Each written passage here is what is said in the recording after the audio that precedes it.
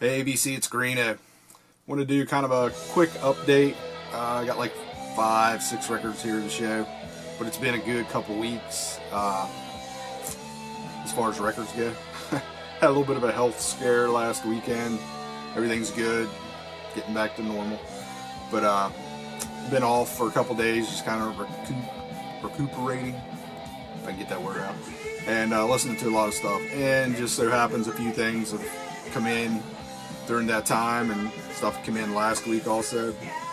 Definitely a lot of stuff to show, been spinning and that kind of thing. But I just kind of got 5 really cool, basically obscure metal records from the 80s. They're all reissues, and most of them are, crazy prices now for originals, so super happy to have reissues.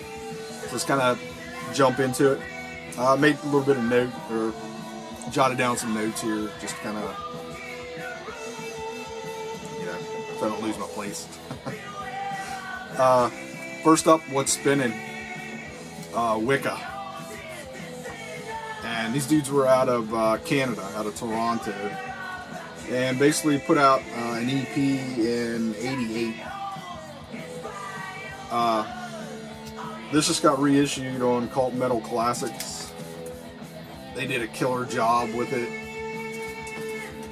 I think Aaron showed the original, I don't know, not long ago, but I've never come across one, so super happy to get a reissue. Basically, it was a 4-track EP. This also adds, they did a single like around 2000. I guess they kind of got back together, recorded a single that was released with Snake Pit Magazine number 20, if I remember right, which I have, but I don't think I got the single. I looked, I can't find it anyways. I don't recall ever having it. It's just a white cover with the logo. But like I said, there's 2 tracks from that, which are great, and then side 2 has a bunch of demo stuff, and I'm still on side 1. It's just kind of playing it over and over. I haven't made it to side 2 yet on this one, so but very cool. And again, something pricey if you come across one, and whoever is selling it knows what it is. So super happy to get a reissue. Another Canadian band got in last week, I guess, and this just freaking blew me away. This is fantastic, man. High Roller put this one out. It's Kraken, Abandoned. And these guys were out of Toronto also. And wow, this might be my favorite out of the stack here. This come out in, they really didn't put much out. I think they put out like a tape in '83, but I think this was basically how the first album they wanted it to be released, like in '82, and it never really got released. I'm still kind of researching some of these bands, so it's not like I know everything about them, but from what I've researched, these guys were friends with Anvil, and Lips was really into these dudes. I think it was Forged in Fire was the album that Anvil was recording. They had some time left over in the recording session, so they called Kraken and was like, hey guys, there's a little bit of time here if you can get in here quickly and record some stuff. And basically I think that's what all this is. And these guys, like I said, nothing really official, I don't believe, was released by these dudes, but it's a shame, man. This is really freaking good. Just standard, early mid 80s metal, traditional metal, better than Anvil probably. But wow, too bad this band didn't go on to do a little more, or they never got signed, I guess, and nothing ever really came together. Next, a US band from North Carolina, Eye on Britain, Eat Metal. Again, another just killer, obscure 80s metal. This is from '87. It was an EP, a 4-track EP, and this is also on Cult Metal Classics. So side 1 is the 4-song EP. Side 2 is recordings from 2000. Again, another old band gets back together, I guess. But side 2 is as good as side 1, actually. Yeah, I mainly got it for the 4 tracks, the EP, but shit, man.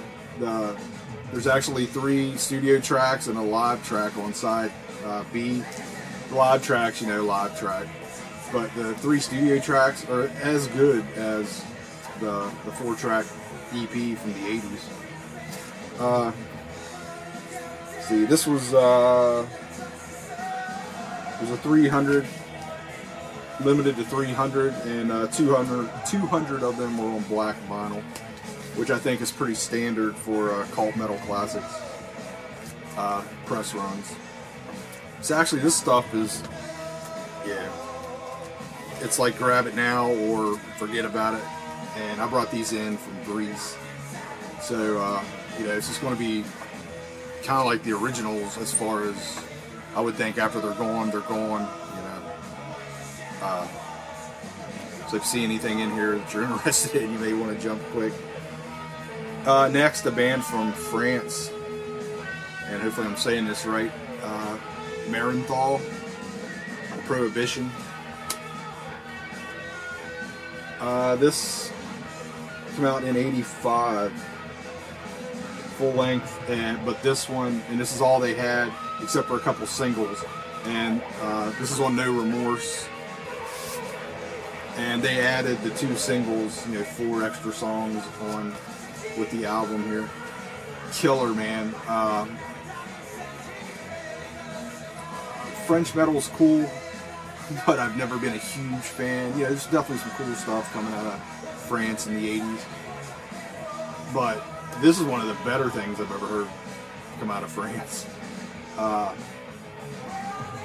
Definitely a little bit of a, it's almost like a mix of new wave of British heavy metal and American metal from that time. I don't know, it's very well done. Not the best cover. I'm pretty sure that's the same as the original, but still very freaking cool. And again, that's on No Remorse. And all these are limited. I can't remember what the pressing run was on this. Next was Total Heads Up from Brother LJ. I missed this one somehow when it popped up, and he sent me a reminder. Sudden Darkness, Fear of Reality. And this is like '87. They were a German band. Killer, man. Let's see. They were basically signed and recorded this, but it was never released, except for, you know, the rumor is like 12 of them was released on white vinyl, like a promo thing. I guess they had pressed up, but the album itself was never officially released. It was on Gamma, I think was the label. But again, German thrash, clean thrash, almost a Bay Area kind of thrash, more of an American sound. Very cool. Dug the hell out of this.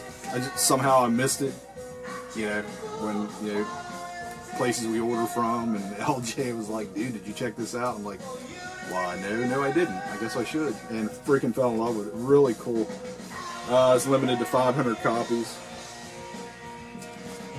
This is on Diabolic Might Records, if we can see that there at the bottom. It's a cool new label. They're only doing vinyl reissues. This is number 9, and actually I just had this, I've shown this before, but I've been still spinning the hell out of it because it's one of my favorite albums. The Hellhound, Tokyo Flying V Massacre. Hopefully you can see that. This is on the same label. Japanese band. This is from 2006, first time on vinyl. Had it on CD since it came out.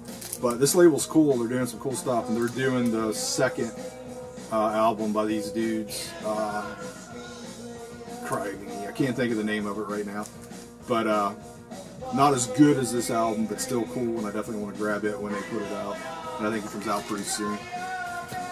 But that's it. Just kind of want to share these handful of records that are blowing my mind. They're total 80s obscurities, but they're out there kind of floating around right now on Reissue. If you're into this kind of stuff, you definitely want to jump quick, because, you know, when you're talking 300 press runs, you know, they're not going to be around long. So, alright, BC. Hope everybody's doing well, and talk to you later.